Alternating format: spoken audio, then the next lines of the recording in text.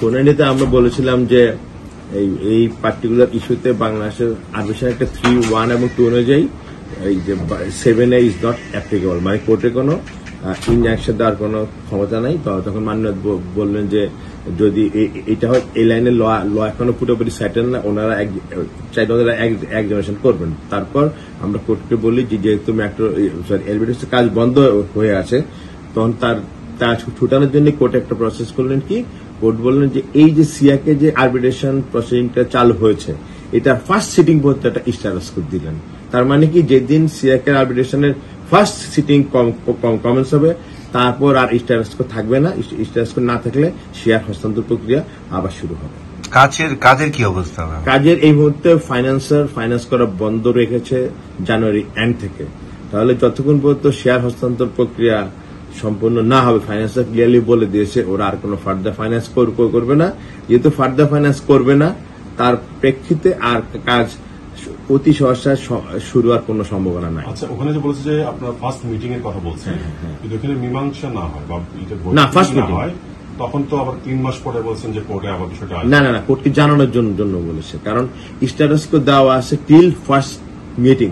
তাহলে যেদিনে first meeting হবে তারপর দিন থেকে আর কোনো স্ট্যাটাস থাকবে না। কোর্টে আপিল বিভাগে মামলাটা আবার শুনানির জন্য আসবে, শুনানির জন্য না হয় ওইটা রাখা হয়েছে কোর্টকে অবহিত করার জন্য যে ফার্স্ট সিটিং শুরু হলো কি না হলো। আচ্ছা, আপনার অপোজিট পক্ষ বলছে যে ওখানে এখনো কোনো প্রক্রিয়াই শুরু হয়নি। না এই দাবিটা কি আদৌ সঠিক না, বিকজ সিয়াকে কেসের আমরা কোর্টে দিয়েছি, নাম্বার পড়ে গিয়েছে, দোনো সাইড অ্যাপিয়ার করেছে। এখন দুই পার্টি থেকে একজন চেয়ারম্যান অ্যাপয়েন্ট করা হবে, তারপরে ফার্স্ট সিটিং হবে। ওকে, থ্যাংক ইউ। কবে নাগাদ হতে পারে? এটা আসলে অ্যাডমিনিস্ট্রেটিভ ইস্যু। এটা হয়তো এমন হতে পারে 7 দিন পর হতে পারে, 15 দিন পর, 1 মাস পর হতে পারে। পার্টিদের তো একটা চাপ আছে, সুতরাং পার্টিতে না, এটা অ্যাডমিনিস্ট্রেটিভ প্রসিডিউর। কোম্পানিগুলো আছে না, এটা 2 আরবিট্রেটর মিলে যে চেয়ারম্যান অ্যাপয়েন্ট করবে, 3 আরবিট্রেটর মিলে ওটা ডিসাইড করবে ফার্স্ট মিটিং কবে হবে। সমস্যার সমাধান হবে বলে আপনি মনে করছেন? হ্যাঁ, না সিয়াকের ফার্স্ট সেশন হয়তো সহসায় হতে পারে। এটা ফার্স্ট মিটিং হতে তেমন কোনো প্রসিডিউর কোনো বান নেই। ঢাকা এলিভেটেড এক্সপ্রেস ওয়ে এটার ফান্ডিং এবং যারা বড়োয়ার তাদের যে কোম্পানির শেয়ার হোল্ডিং নিয়ে এবং লোন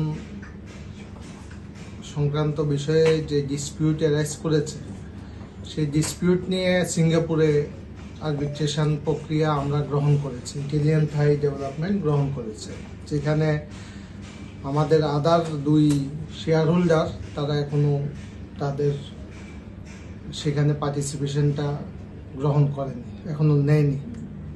এই পর্যায়ে তারা বাংলাদেশে পার্সু করতেছে ইটালিয়ান থাইয়ের 51% শেয়ার তাদের ফেভারে ট্রান্সফার করার জন্য। আমরা যেহেতু বাংলাদেশি কোম্পানি এবং registry of joint Australian companies বাংলাদেশের এইটা জুরিসডিকশন, সেক্ষেত্রে আমরা 7 ইনভোক করেছিলাম হাইকোর্ট ডিভিশনে আরবিট্রেশন অ্যাক্টের, এবং আরবিট্রেশন প্রসিডিং শেষ না হওয়া পর্যন্ত বা চলমান না হওয়া পর্যন্ত যাতে এই শেয়ার ট্রান্সফার কার্যক্রমটা স্থগিত থাকে অন্তর্বর্তী আদেশের মাধ্যমে। হাইকোর্ট ডিভিশন প্রাথমিক পর্যায়ে অন্তর্বর্তী আদেশ দিলে তার বিরুদ্ধে আপিল বিভাগে বাকি 2 সিনিয়র হাইড্রো এবং আরেক শেয়ার হোল্ডার অ্যাপিলেট ডিভিশনে গেলে অ্যাপিলেট ডিভিশন সেটাতে ইন্টারফেয়ার না করে হাইকোর্টকে অন মেরিট হিয়ারিং করার জন্য নির্দেশনা দেন। সেই নির্দেশনার প্রেক্ষিতে হাইকোর্ট ডিভিশন শুধুমাত্র মেইনটেনেবিলিটি গ্রাউন্ডে এই আরবিট্রেশন মোকদ্দমা খারিজ করে দেন। আমাদের সাবমিশন হলো যদি এখানে ইনজাংশনটা না হয়ে থাকে, cause of action to be decided by the arbitration proceedings in Singapore, সেটা লস হয়ে যাবে, সেটা আর অস্তিত্ব থাকবে না, ডিসপিউট ফ্রাস্ট্রেটেড হয়ে যাবে। আমরা এই সাবমিশনটা রেখেছি। দ্বিতীয় সাবমিশনটা রেখেছি বাংলাদেশের কোর্টের জুরিসডিকশন কোনো বাইলেটারাল এগ্রিমেন্টের মাধ্যমে যাবে না। অতীতে হাইকোর্ট ডিভিশন এই বিষয়ে একটা ভুল সিদ্ধান্ত দিয়েছিলেন।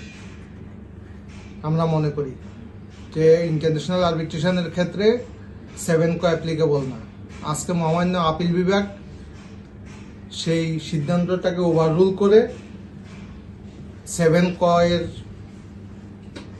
বিষয়ে হাইকোর্টের যে রায় সেটার উপরে সিদ্ধান্ত দিয়েছেন যে আরবিট্রেশন প্রসিডিংস যেটা সিঙ্গাপুরে স্টার্ট হয়েছে সেই আরবিট্রেশন প্রসিডিংস এর ফার্স্ট সিটিং হওয়া পর্যন্ত শেয়ার ট্রান্সফার কার্যক্রমের স্থিতি অবস্থা বজায় থাকবে। এর মাধ্যমে আরবিট্রেশন প্রসিডিংস সিঙ্গাপুরে আইনগত প্রক্রিয়া অনুসরণের মাধ্যমে চলমান থাকবে এবং কজ অফ অ্যাকশন শেয়ার ট্রান্সফারের মাধ্যমে যেটা অন্যায়ভাবে প্রক্রিয়া করার ট্রান্সফার করে ফেলার যে সুযোগ তারা নিতে ছিল সেটা বন্ধ হলো। আচ্ছা, এই আরবিট্রেশনে যদি আপনার সুরাহা না হয় তাহলে কি হবে? আমরা আশা করি এই ডিসপিউটটা আরবিট্রেশনে সুরাহা হয়ে যাবে। আর 3 মাস পরে আপনার কোর্টকে কি জানাবেন আপনারা? আরবিট্রেশন প্রসিডিংস এর স্টেজটা জানাইতে আমাদেরকে বলছে, যেখানে সিটিংটা হয়েছে কিনা। সিটিং হয়ে থাকলে তো আপিলেট বিভাগের এই আদেশের কার্যকারিতা ওখানে মার্জ হয়ে যাবে।